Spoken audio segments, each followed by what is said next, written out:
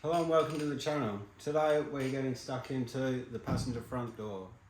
Now I thought since we're getting stuck into this door, we'll go through a few things because I think once a week every time I see on Facebook I see a post and it says, will a WB door fit a HQ? Will a 1 tonner door fit a panel van or sedan or wagon or statesman? And we're going to go through them all today, and I'll show you some of the key differences between the doors and what to look out for.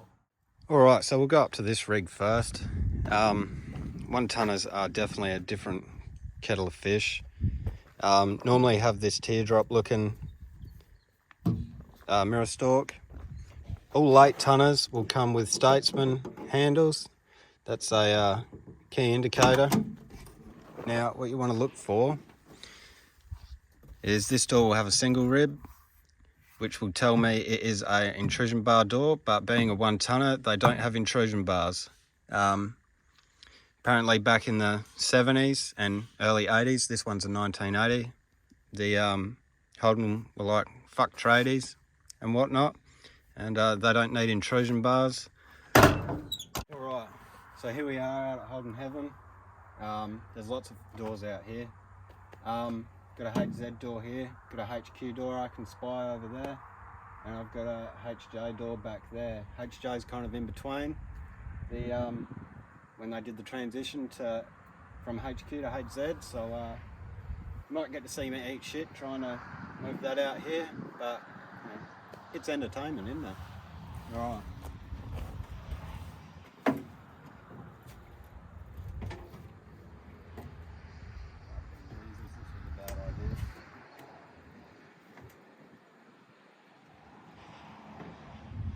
I don't wake any snakes.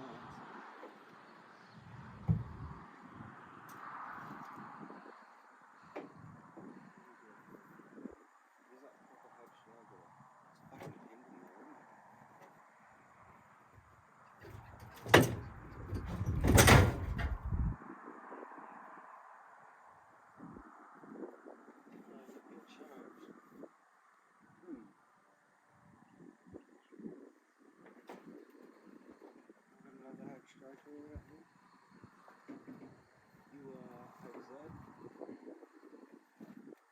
you are a back door, you are HQ, you are a back door. We also have a back, Commodore, back door, that's HQ.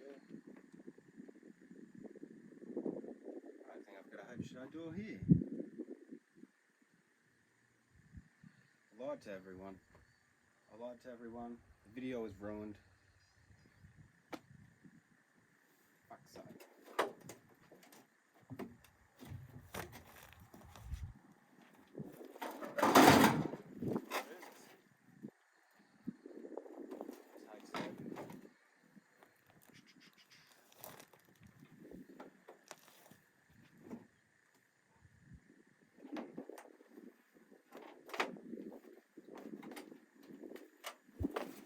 Alright, so might have to go for a further dig to find a HJ door, but we'll start off with this one. HZ, HX. I have the glass, the runner through here. This is a part of the runner. Gets bolted up through here. Have a look at the back, dent that door. As you can see, this runner will run through here and get bolted here. So this is a HZ door, yes, HX, HZ. Now, you can't really tell because it's rusty, but this has only got 1 line through here. HQ will have the 2 ribs, and this one is an intrusion bar door, so it's not a commercial vehicle.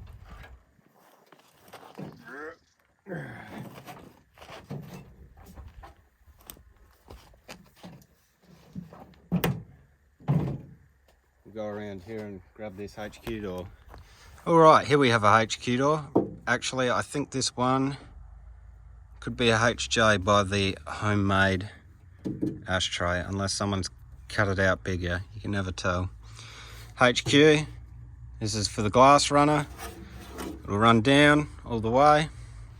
HZ's over here, and HX, sorry. Same with HJ. Difference between HJ is that they've still got this. It's just been blanked off. So that's the main difference between a HJ and why I want to show you guys what a HJ door looks like. But we'll go to the back of it if I don't fucking trip myself up. And here you'll see the two ribs. So this one's got two ribs too. Just see it. Come on. There we go. Two ribs, HQ door. HQ door, first telltale sign, triangle. So I'll go for a walk, maybe a dig through some of this shit and find myself a HJ door. Alright, so here I have an absolute stunning example of a HJ door. I'll put you up and under and you'll be able to see what I mean by still having the provisions to run glass from a HQ door. The only difference between this is this has one rib at the back. As you can see, it's kind of rusted away and it doesn't have the ashtray, but you know, you can change the back and you can put an ashtray in it and you can cut away this and still run HQ window glass, as HQs have different glass to the X and Zs and the Js. This is the later model and they have just have different glass. So yeah, they're all different, but they all fit the same hole.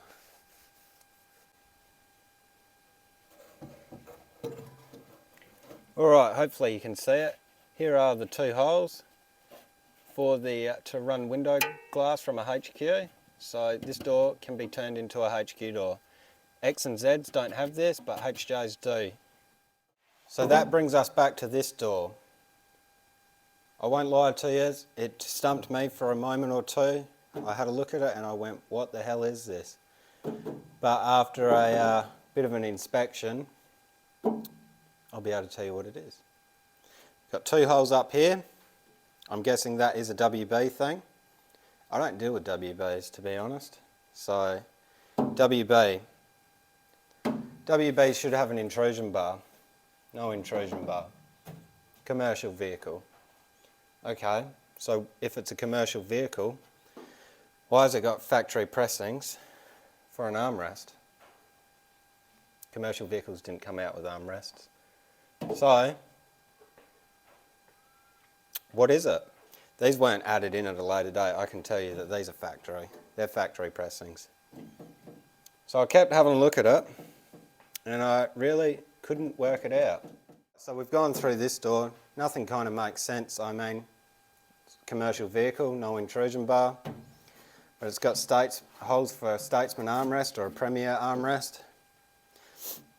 You could say, oh, it's from a Statesman, but it doesn't have the intrusion bar, and directly above the armrest should be a hole for the remote mirror, because WB Statesman's had remote mirrors on both sides. They are too high for a remote mirror. Remote mirror's just off the armrest, so it'd be about here, if my memory serves me correct. So what is it? Then we discovered a massive flaw in this door, and I'll show you what it is, and you could probably guess what it is after that. So I'll bring you in. Alright, so I'll bring you in here. Have a look here. You notice anything?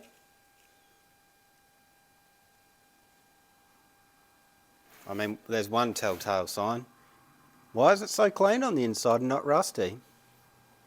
What is it missing here? We'll go over here and I'll show you. Now it's a bit shitty. That's what you were just looking at on the other door. It's got a second brace here. We'll go back to it. No second brace. And the holes are bigger.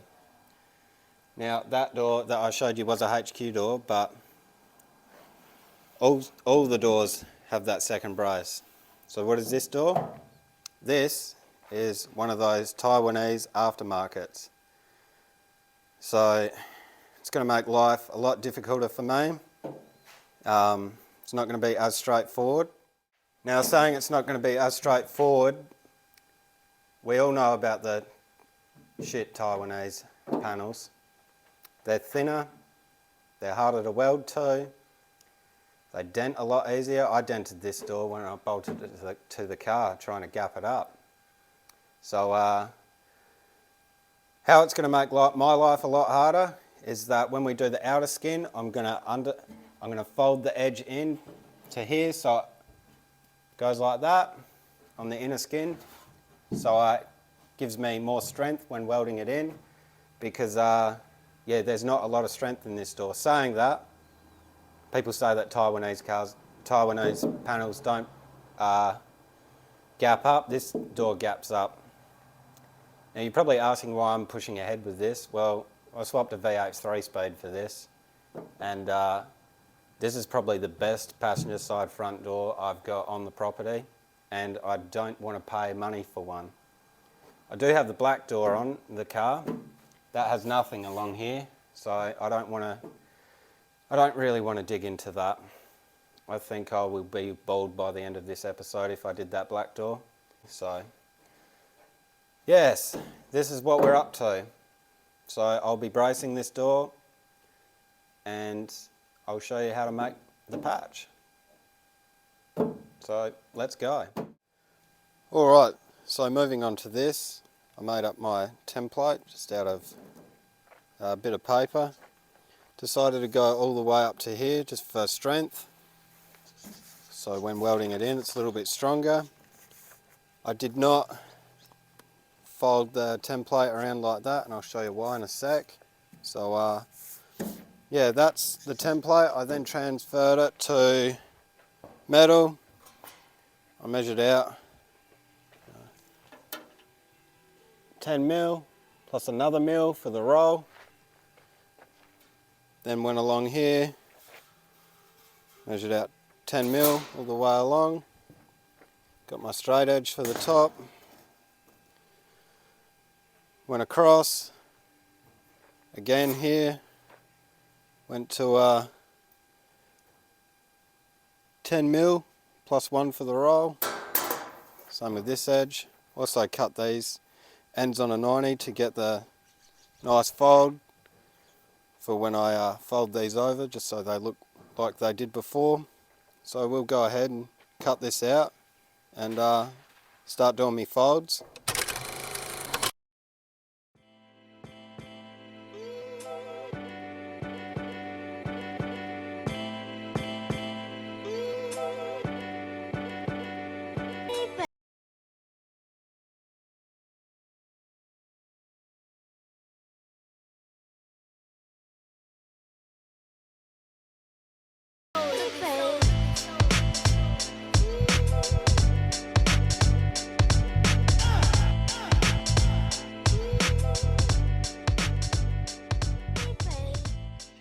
Back to the shed. Pat the cat eye first. Good boy. Oh, you're a good boy.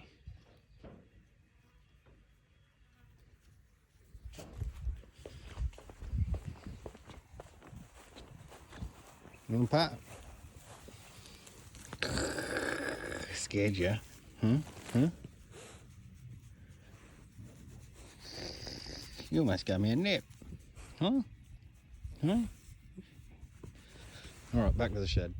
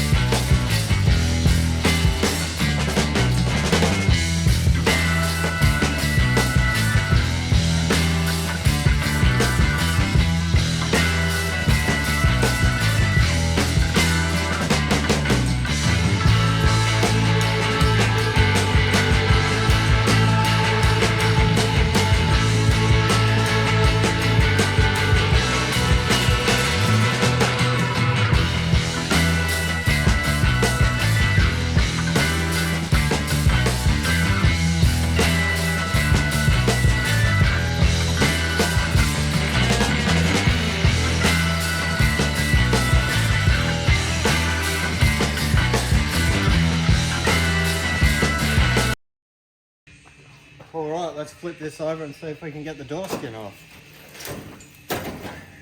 It is a lot rustier in the seams than I first thought. It might have actually fused itself to the panel. I haven't got enough way there. Safety squint.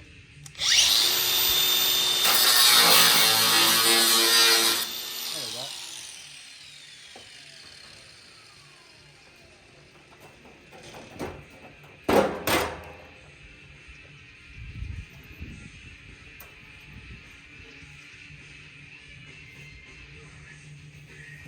What the hell is that? I think this door's had mice in it. That's mace. Mices. No, not mices, mace. Mices. They're mace. No, they're mices. It's got a bit of bog.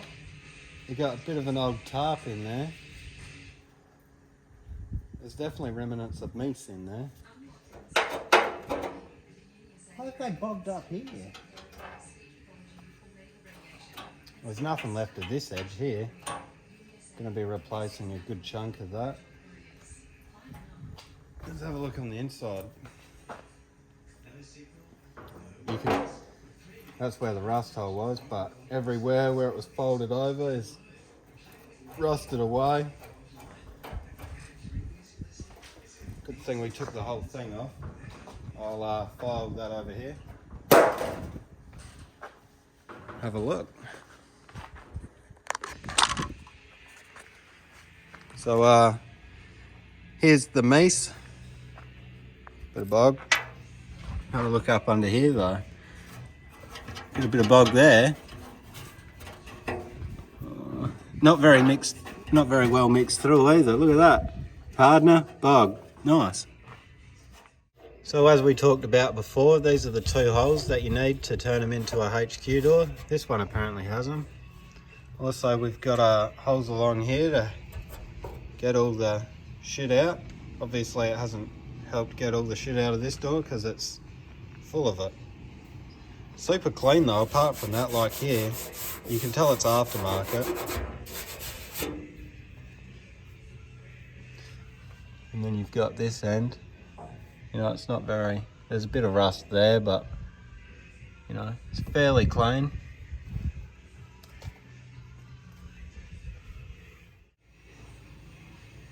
Alright, so I've done all my inner rust repairs, cleaned up in here, rust converted it, sprayed some etch primer on. I did my lap for my outer skin. I chose not to brace this just because there's not enough room here to brace it and there's no point bracing it on this side of the body line. With it being so close to this body line, I didn't really need to brace it because, you know, there's a lot of strength through there. For the lap, if you're wondering, I just used this little tool here. It's just a multi-tool. This side does your lap. This side punches holes for your spot welds. So yeah, it's a handy bit of kit. Here's my my rust repair, all cleaned up. Weld through primer on the edges and etch primer through the middle. Now I chose to do the lap here just because if I did the lap on the rust repair, water wouldn't be allowed to fall over that. If you look up under here, you can kind of see, because the ridge is on the panel, it'll just go over the top of it instead of having somewhere to fall into. So yeah, that's why I chose to do the overlap there. It's not really the proper way to do a repair, but because this is a lot thinner steel, it's yeah, it's probably the best way for this. Also ripped off the hinge while I cleaned up all in here and gave that a bit of a clean up just to help me with adjustment when I'm ready to bolt it back into the door. So what happens with this now is I'll clamp the plate all in and set the welder up, tack it all in, and then we'll put the back door that I've already done and this door on the car and check gaps. I've already checked gaps on the back door, but I want to check it against the front door. So yeah, that's where we're at.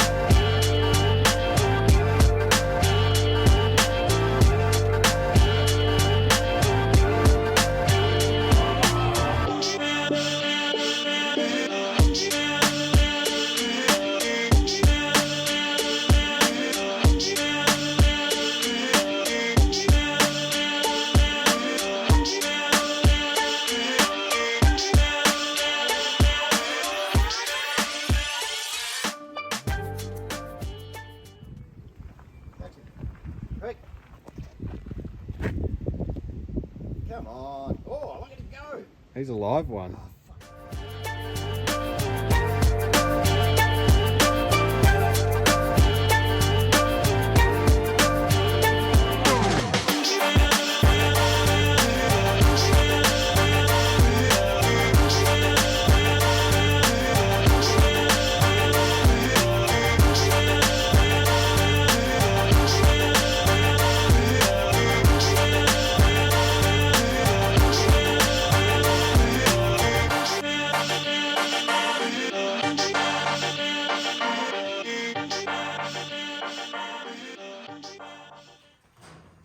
Alright, so all the metalwork's done on the front door. I did have to do some additional metalwork on the back door. I added in a filler strip here.